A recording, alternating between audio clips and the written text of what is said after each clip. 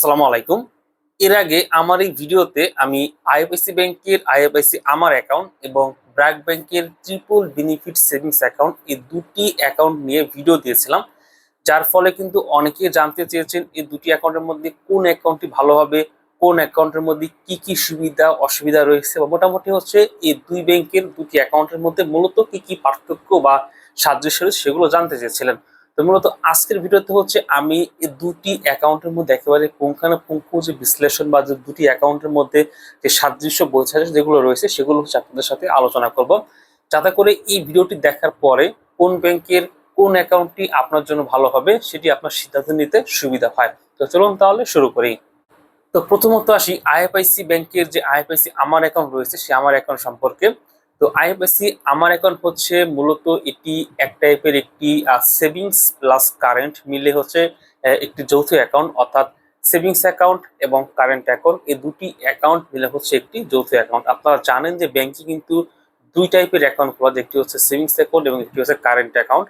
এবং current account খুলতে কিন্তু মূলত ট্রেড লাইসেন্স, এটি হচ্ছে ব্যবসায়িক অ্যাকাউন্ট। বাট এই যে আমার অ্যাকাউন্ট এটিকে কিন্তু হচ্ছে আপনারা কারেন্ট অ্যাকাউন্টের মতো কিন্তু ব্যবহার করতে পারবেন, এবং এটি খুলতে কিন্তু প্রাথমিকভাবে কিন্তু ট্রেড লাইসেন্স লাগে না, বাট পরবর্তীতে আপনি চাইলে কিন্তু এগুলো অ্যাড করতে পারবেন। তো সেদিক থেকে অন্য ব্যাংকে দুটি অ্যাকাউন্ট খোলার থেকে আইএফআইসি ব্যাংকে আইএফআইসি যে আমার অ্যাকাউন্ট রয়েছে অ্যাকাউন্ট খোলা কিন্তু অনেক ভালো এবং বুদ্ধিমানের একটি কাজ।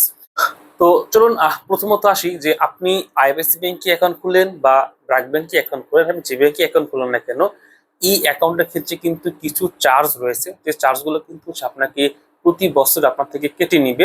আপনি যে ব্যাংকে অ্যাকাউন্ট খুলেন না কেন আপনার থেকে কিন্তু প্রতিটি ব্যাংকেরই কিন্তু তারা চার্জ কেটে নেয়। তো সেদিক থেকে হচ্ছে আইএফআইসি আমার অ্যাকাউন্ট যেটি রয়েছে এই অ্যাকাউন্ট বলেন, ব্র্যাক ব্যাংকের ট্রিপল বেনিফিট সেভিংস অ্যাকাউন্ট বলেন, এই দুই অ্যাকাউন্টের ক্ষেত্রেও কিন্তু চার্জ রয়েছে। তো প্রথম যে চার্জটি রয়েছে সেটি হচ্ছে অ্যাকাউন্ট মেইনটেনেন্স ফি, এটি হচ্ছে অ্যাকাউন্ট রক্ষণাবেক্ষণ ফি। তো অ্যাকাউন্ট মেইনটেনেন্স ফি হচ্ছে বছরে দুইবার কাটে, একটি হচ্ছে জুন মাসের শেষে এবং একটি হচ্ছে ডিসেম্বরের শেষে। তো আইএফআইসি আমার অ্যাকাউন্টের ক্ষেত্রে অ্যাকাউন্ট মেইনটেনেন্স ফি হচ্ছে 345 টাকা, এবং বছরে দুইবারে 690 টাকা অ্যাকাউন্ট মেইনটেনেন্স ফি হিসেবে হচ্ছে আপনার থেকে কেটে নিবে। এবং অপরদিকে হচ্ছে ব্র্যাক ব্যাংকের যে ট্রিপল বেনিফিট সেভিংস অ্যাকাউন্ট রয়েছে এই অ্যাকাউন্টের যে অ্যাকাউন্ট মেইনটেনেন্স ফি সেটির একটি চার্ট আমি স্ক্রিনে দিয়ে দিয়েছি, এটি হচ্ছে আপনারা একটু দেখে নেবেন। অর্থাৎ আইএফআইসি আমার অ্যাকাউন্টে আপনি যত টাকাই রাখুন না কেন প্রতি 6 মাস পর পর আপনার থেকে 345 টাকা চার্জ হিসেবে কেটে নেবে, সেই হিসেবে বছরে 690 টাকা। এবং অপরদিকে আপনি যদি ব্র্যাক ব্যাংকের ট্রিপল বেনিফিট সেভিংস অ্যাকাউন্টে হচ্ছে আপনার কত টাকা ব্যালেন্স রয়েছে তার উপরে মূলত ভিত্তি করে হচ্ছে আপনার থেকে চার্জ কেটে নেবে, যেটা আমি স্ক্রিনে ইতিমধ্যে দিয়ে দিয়েছি, আমি আবারও দিয়ে দিচ্ছি। এরপর যে চার্জটি কাটবে সেটি হচ্ছে এসএমএস অ্যালার্ট ফি। তো এটি সম্পর্কে আপনারা সবাই জানেন। তো আইএফআইসি আমার অ্যাকাউন্টের ক্ষেত্রে এসএমএস অ্যালার্ট ফি হচ্ছে 345 টাকা, এবং এটি হচ্ছে কিন্তু বছরে, অবশ্যই এক বছরে মোট 345 টাকা হচ্ছে এসএমএস অ্যালার্ট ফি বাবদ কেটে নিবে। অপরদিকে ব্র্যাক ব্যাংকের ট্রিপল বেনিফিট সেভিংস অ্যাকাউন্টের যে এসএমএস অ্যালার্ট ফি হচ্ছে সেটি হলো 250 টাকা, তবে এর সাথে 15% ভ্যাট যুক্ত হবে, সেক্ষেত্রে হয়তো আপনার থেকে 70-75 টাকা চার্জ কাটতে পারে। এরপর এই দুই অ্যাকাউন্টের ক্ষেত্রে আরো একটি যে চার্জ রয়েছে সেটি হচ্ছে এক্সাইজ ডিউটি, এটি কিন্তু সব অ্যাকাউন্টের ক্ষেত্রে কাটে। তো সেই হিসেবে এই যে আমার অ্যাকাউন্ট এবং ব্র্যাক ব্যাংকের ট্রিপল বেনিফিট সেভিংস অ্যাকাউন্ট এই দুই অ্যাকাউন্টের ক্ষেত্রে কিন্তু এই এক্সাইজ ডিউটি কেটে নেবে, এটি হচ্ছে সরকারি একটি চার্জ। মূলত বছরে একবার ডিসেম্বর মাসে হচ্ছে এই চার্জটি কেটে নেবে। জানুয়ারি মাস থেকে শুরু করে ডিসেম্বর মাস পর্যন্ত আপনার অ্যাকাউন্টে কত টাকা ব্যালেন্স ছিল তার উপর ভিত্তি করে কিন্তু মূলত এক্সাইজ ডিউটি কেটে নিবে। আমি স্ক্রিনে হচ্ছে একটি ছবি দিয়েছি, এটি এক্সাইজ ডিউটি চার্ট। তো মোটামুটি এই যে আমার অ্যাকাউন্ট এবং ব্র্যাক ব্যাংকের ট্রিপল বেনিফিট সেভিংস অ্যাকাউন্ট এই দুই অ্যাকাউন্ট থেকে কিন্তু এই এক্সাইজ ডিউটি কেটে নিবে।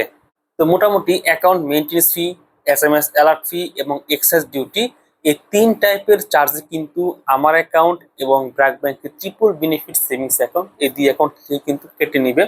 এবার আসি এই যে দুটি ব্যাংকের যে দুটি অ্যাকাউন্ট রয়েছে এই অ্যাকাউন্টের ক্ষেত্রে আপনি যখন টাকা উত্তোলন করবেন সেক্ষেত্রে কিন্তু অবশ্যই আপনার চেক বই বা এটিএম কার্ড লাগবে। তো সেক্ষেত্রে হচ্ছে আপনি যদি চেক বই নেন, আপনি যদি আইএফআইসি আমার অ্যাকাউন্টের অধীনে যদি চেক বই নেন তাহলে হচ্ছে প্রতি পাতা চেকের মূল্য হচ্ছে 11 টাকা 50 পয়সা, সেই হিসেবে 20 পাতা চেকের মূল্য হচ্ছে ভ্যাট সহ 230 টাকা। অবশ্যই এই আইএফআইসি আমার অ্যাকাউন্টের ক্ষেত্রে কিন্তু সর্বনিম্ন 20 পাতার চেক বই দিয়ে থাকে এবং এই 20 পাতার চেকের মূল্য হচ্ছে 230 টাকা। অপরদিকে আপনি যদি ব্র্যাক ব্যাংকের ট্রিপল বেনিফিট অ্যাকাউন্টের অধীনে চেক বই নিতে চান, সেক্ষেত্রে হচ্ছে আপনি যদি 10 পাতার চেক বই নেন তাহলে সেখানে 230 টাকা ভ্যাট সহ চার্জ কেটে নিবে। যদি আপনি 15 পাতার চেক বই নেন তাহলে 345 টাকা চার্জ হিসেবে কেটে নিবে এবং যদি আপনি 20 পাতার চেক বই নেন তাহলে হচ্ছে 460 টাকা চার্জ হিসেবে কেটে নিবে। তো চেক বইয়ের দিক বিবেচনা করলে কিন্তু আইএফআইসি আমার অ্যাকাউন্টের যে চেক বই সেটির মূল্য কিন্তু ব্র্যাক ব্যাংক ট্রিপল বেনিফিট অ্যাকাউন্টের তুলনায় কম রয়েছে। এরপর আসেন এটিএম কার্ডের ক্ষেত্রে। আপনারা যদি আইএফআইসি আমার অ্যাকাউন্টের ক্ষেত্রে এটিএম কার্ড নিতে চান তাহলে এটিএম কার্ডের ইস্যু ফি হচ্ছে 690 টাকা এবং প্রতি বছর অর্থাৎ আপনি যেই মাসে কার্ড অ্যাক্টিভ করবেন ঠিক তার পরের বছর ওই মাসে কিন্তু 690 টাকা চার্জ হিসেবে কেটে নেবে এবং এটা কিন্তু অবশ্যই ডুয়েল কারেন্সি কার্ড। অপরদিকে ব্র্যাক ব্যাংকের ট্রিপল বেনিফিট সেভিংস অ্যাকাউন্টের ক্ষেত্রেও কিন্তু আপনি যে কার্ডটি নেবেন এটাও কিন্তু ডুয়েল কারেন্সি কার্ড এবং এই কার্ডটির চার্জ কিন্তু 690 টাকা ভ্যাট সহ। তবে এক্ষেত্রে এই যে ব্র্যাক ব্যাংকের যে কার্ড সেই কার্ডটির বাৎসরিক যে ফি 690 টাকা এটি কিন্তু হচ্ছে আপনারা ফ্রি করতে পারবেন, মানে এটি কিন্তু হচ্ছে আপনারা ওয়েব করতে পারবেন।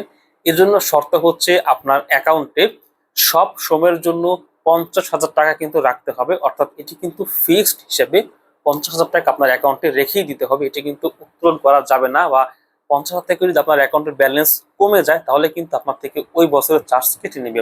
অর্থাৎ নর্মালি আমরা যে ব্লক মানি বলি, তো আপনি যদি এই ব্র্যাক ব্যাংকের কার্ড ফ্রি করতে চান তাহলে হচ্ছে এই 50,000 টাকা আপনার অ্যাকাউন্টে নাই বলে রেখে দিতে হবে। তো সেদিক থেকে হচ্ছে আপনারা চাইলে দুই ব্যাংকের কার্ডই দেখতে পারেন, চার্জ কিন্তু সেমই রয়েছে। এখানে আমি আরেকটি কথা বলে রাখছি, সেটি হচ্ছে আপনারা জানেন যে আইএফআইসি ব্যাংকের এটিএম বুথ কিন্তু সারা দেশে অ্যাভেলেবেল নেই। তো সেই হিসেবে হচ্ছে আপনারা অন্য অন্য ব্যাংকের বুথ থেকে টাকা তুলতে পারবেন এবং এক্ষেত্রে হচ্ছে প্রতি মাসে 5 বার হচ্ছে আপনারা ফ্রিতে কার্ড দিয়ে টাকা তুলতে পারবেন। অর্থাৎ আপনারা যখন টাকা উত্তোলন করবেন এভাবে হচ্ছে 5 বার হচ্ছে প্রতি মাসে আপনারা ফ্রিতে টাকা তুলতে পারবেন, এই জন্য কিন্তু কোনো চার্জ কাটবে না। এবং ষষ্ঠবার থেকে হচ্ছে প্রতি ট্রানজেকশনে হচ্ছে আপনার থেকে 30 টাকা করে চার্জ কেটে নিবে। অর্থাৎ আপনি যদি ষষ্ঠবারের মাথায় যদি 500 টাকাও কার্ড দিয়ে উত্তোলন করেন অন্য ব্যাংকের বুথ থেকে তাহলে কিন্তু 30 টাকা চার্জ কেটে নিবে। যদি আপনারা 5,000 টাকা তোলেন তাও 30 টাকা চার্জ কেটে নেবে। যদি আপনারা 20,000 টাকা তোলেন তাও কিন্তু আপনার থেকে 30 টাকা চার্জ কেটে নেবে। অর্থাৎ আইএফআইসি ব্যাংকের এটিএম কার্ড দিয়ে যদি আপনারা অন্য ব্যাংকের এটিএম বুথ থেকে টাকা উত্তোলন করেন তাহলে প্রতি মাসে 5 বার ফ্রিতে ব্যবহার করতে পারবেন এবং ষষ্ঠবার থেকে হচ্ছে 30 টাকা করে চার্জ কেটে নেবে। অপরদিকে ব্র্যাক ব্যাংকের এটিএম বুথ কিন্তু মোটামুটি অ্যাভেলেবেল রয়েছে, সেক্ষেত্রে কিন্তু হচ্ছে ব্র্যাক ব্যাংকের কার্ড দিয়ে টাকা তুলতে কিন্তু আপনাদের কোনো এক্সট্রা চার্জ দেওয়া লাগছে না। তো এক্ষেত্রে যদি আপনারা ব্র্যাক ব্যাংকের কার্ড অন্য ব্যাংকের বুথে ব্যবহার করেন তাহলে কিন্তু অবশ্যই আপনাকে চার্জ দিতে হবে।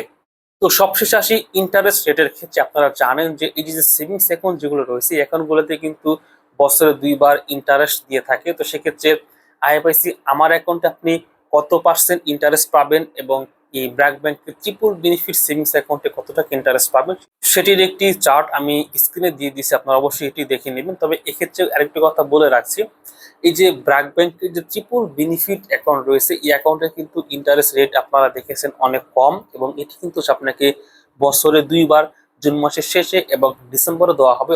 অপরদিকে আইএফআইসি আমার অ্যাকাউন্টের যে ইন্টারেস্ট রেট সেটি কিন্তু আপনারা দেখেছেন এবং এই যে ইন্টারেস্ট এটি কিন্তু আপনাকে প্রতি মাসে আপনার অ্যাকাউন্টে দিয়ে দিবে। তো যাই হোক, এই হচ্ছে মূলত আইএফআইসি ব্যাংকের আইএফআইসি আমার অ্যাকাউন্ট এবং ব্র্যাক ব্যাংকের ট্রিপল বেনিফিট সেভিংস অ্যাকাউন্ট, এই দুই অ্যাকাউন্টের মধ্যকার কি কি সুবিধা, কি কি অসুবিধা, কি পার্থক্য, কি কি বৈসাদৃশ্য রয়েছে সে সম্পর্কে বিস্তারিত ভিডিও। আশা করি এই ভিডিওটি দেখার পরে আপনি আসলে কোন ব্যাংকে অ্যাকাউন্ট খুলবেন বা কোন অ্যাকাউন্টে আপনার জন্য ভালো হবে সেটি আপনারা সিদ্ধান্ত নিতে পারবেন। তো যাই হোক, আজকের মতো ভিডিওটি এখানে শেষ করছি। সকলেই ভালো থাকবেন, সুস্থ থাকবেন, খুদা হাফেজ।